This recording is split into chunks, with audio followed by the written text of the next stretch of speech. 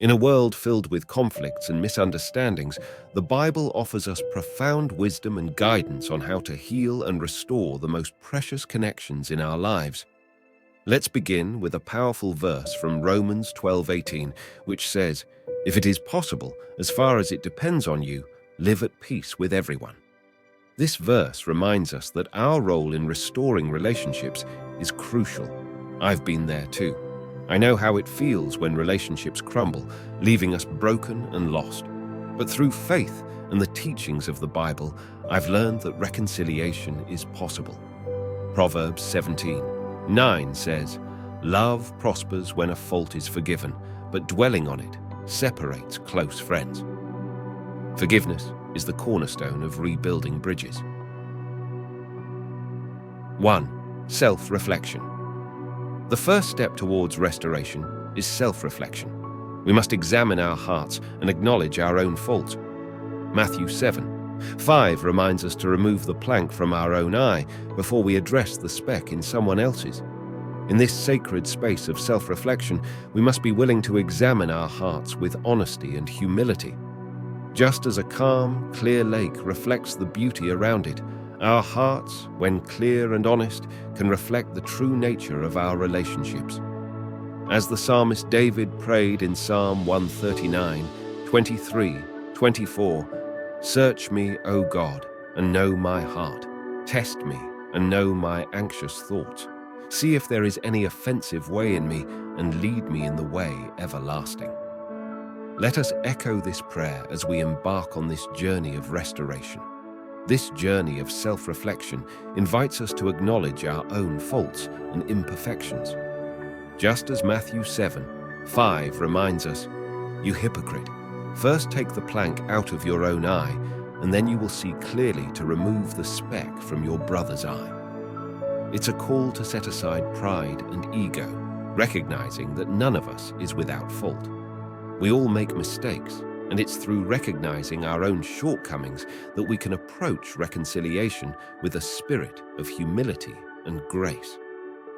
Self-reflection is not an easy path.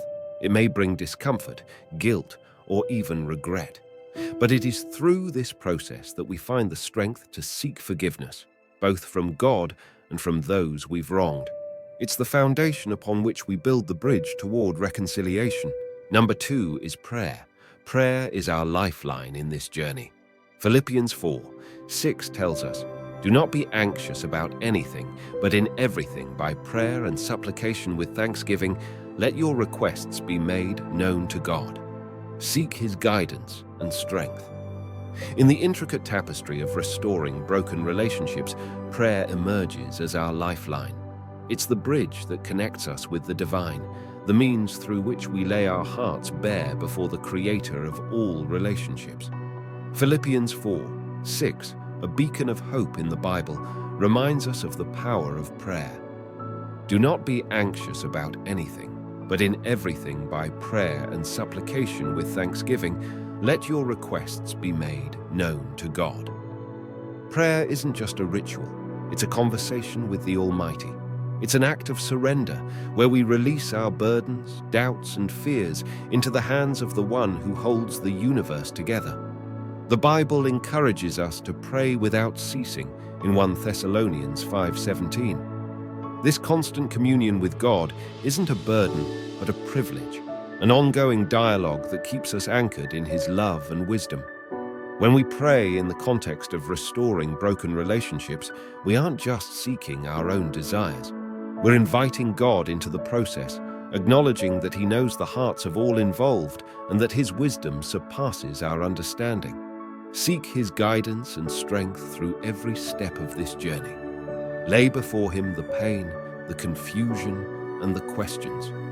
Humbly ask for His discernment that you may know how to move forward and mend what is broken. Prayer is not a passive act, it's a source of empowerment. It gives us the courage to face the challenges of reconciliation, to confront our own shortcomings, and to extend forgiveness to others, just as we have been forgiven by our Heavenly Father. James 5:16 tells us, "The prayer of a righteous person is powerful and effective." When we pray in righteousness and sincerity, our prayers can move mountains and soften the hardest of hearts. Number 3 is communication. Open, honest, and compassionate communication is vital. Ephesians 4:29 says, "Let no corrupting talk come out of your mouths, but only such as is good for building up." Choose words that heal, not hurt. Communication is the bridge that connects hearts, the tool through which understanding and healing flow.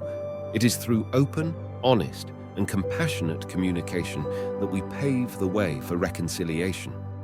Ephesians 4:29 provides us with a profound guideline. "Let no corrupting talk come out of your mouths, but only such as is good for building up." These words serve as a compass, directing our speech toward the path of restoration and love. We often underestimate the power of our words. They have the potential to mend wounds and soothe pain, or they can inflict further harm. Our choice of words matters deeply in the process of reconciliation. Proverbs 15:1 reminds us, "A soft answer turns away wrath, but a harsh word stirs up anger." Choosing gentleness and kindness in our speech can diffuse tension and open the door to understanding. Compassion is the cornerstone of effective communication. It requires us to listen with empathy, to hear the pain and frustration in the other person's words, and to respond with a heart full of love and understanding. When we communicate with the intention of building up, we are not only addressing the issues at hand, but also reaffirming the value of the relationship. Every word becomes a brick in the bridge we are constructing toward reconciliation. Proverbs 12:18 reminds us, "The words of the reckless pierce like swords, but the tongue of the wise brings healing." Let our words be agents of healing, stitching together the wounds of the past. As we navigate the delicate waters of communication, let us be mindful of our speech. Seek first to understand and then to be understood. Let love and grace flow from your words, for they are the oil that eases the friction in relationships.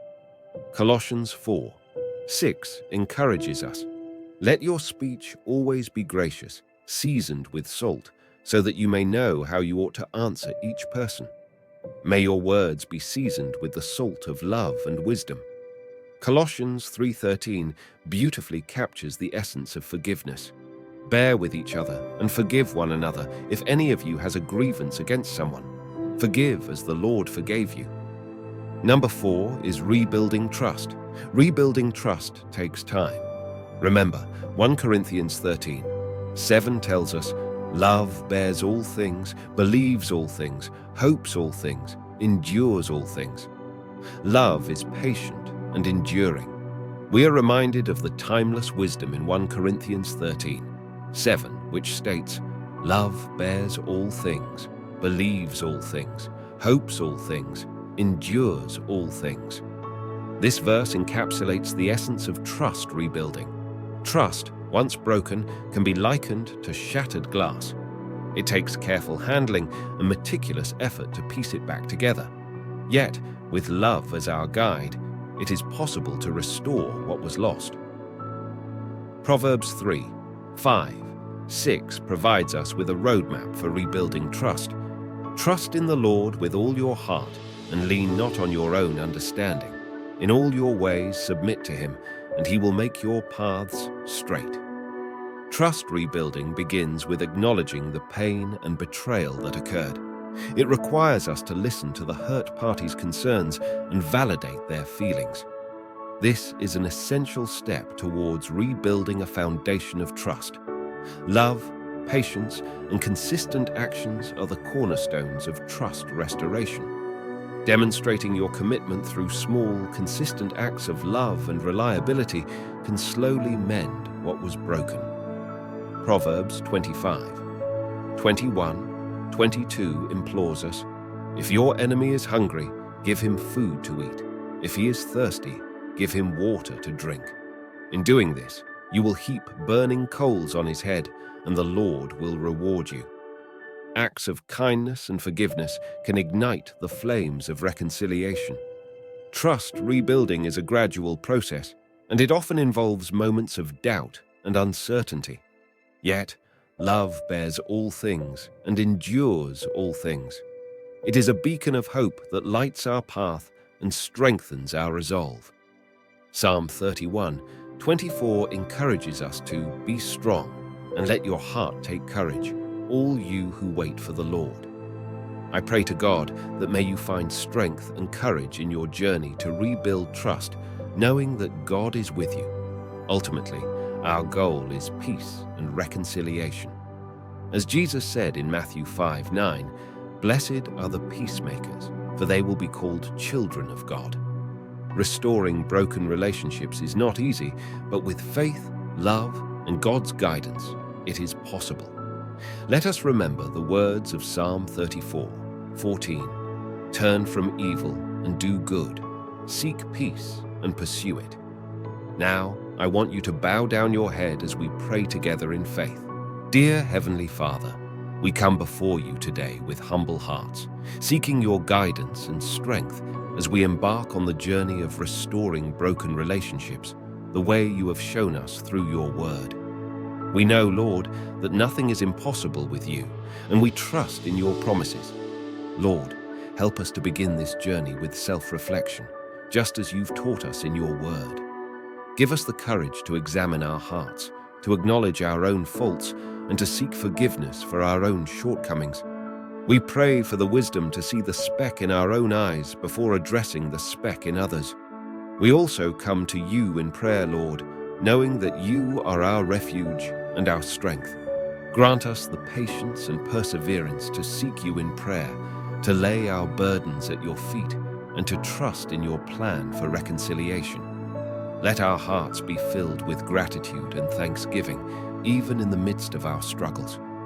Father, we ask for the grace to communicate openly and honestly with hearts full of compassion.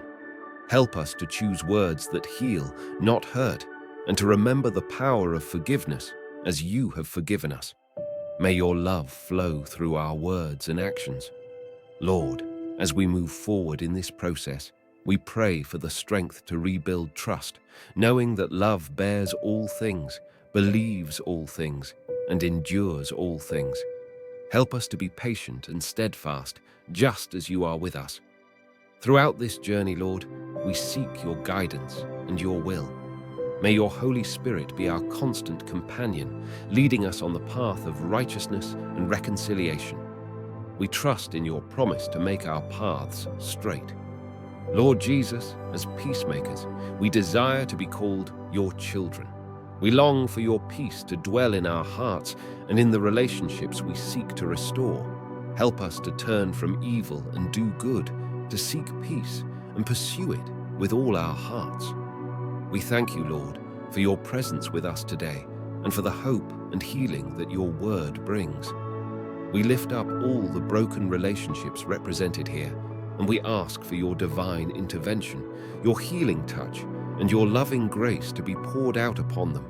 In your holy and precious name, we pray, Lord Jesus. Amen.